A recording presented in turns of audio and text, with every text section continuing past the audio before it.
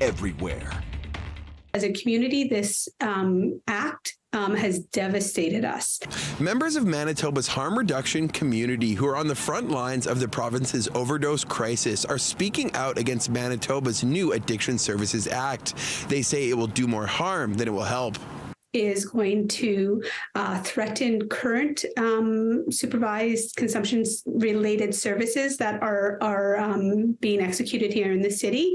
But we also know that it's going to put up additional barriers. This week, the PC government introduced a bill that, if passed, would implement legislation aimed at licensing addiction services so they follow, quote, new quality standards of care. Shauna Ilsey is the executive director of the Manitoba Harm Reduction Network, and it's one of 7 groups speaking out against the bill, saying the move has left many in the community just gutted as the bill will put people at further risk. The draft of this bill was not done in consultation with those of us who are on the front lines doing this work. There's this bit of a narrative that's going around that this bill is softening or may look to support safe consumption services.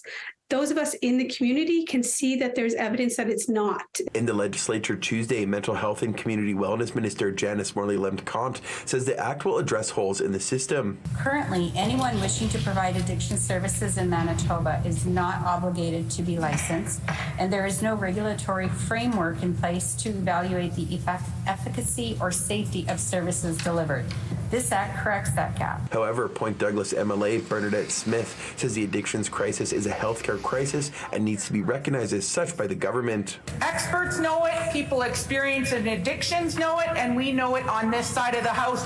But this PC government continues to take an ideological approach to addictions that ignores this reality, and it's costing Manitoban lives. We're trying to respond every day to the drug poisoning crisis we're in right now and save lives so that people have the opportunity to recover. And but this bill actually will kill people in our city and in our province. Service providers who violate the act could be subjected to fines ranging from $10,000 to $50,000. Jamel Mahmood, executive director of the Main Street Project, says the bill came as a shock as they were kept in the dark despite a good working relationship with the government. Yeah, we'd love to see the bill rescinded and give opportunities for groups to consult and create a bill that actually will serve Manitobans best.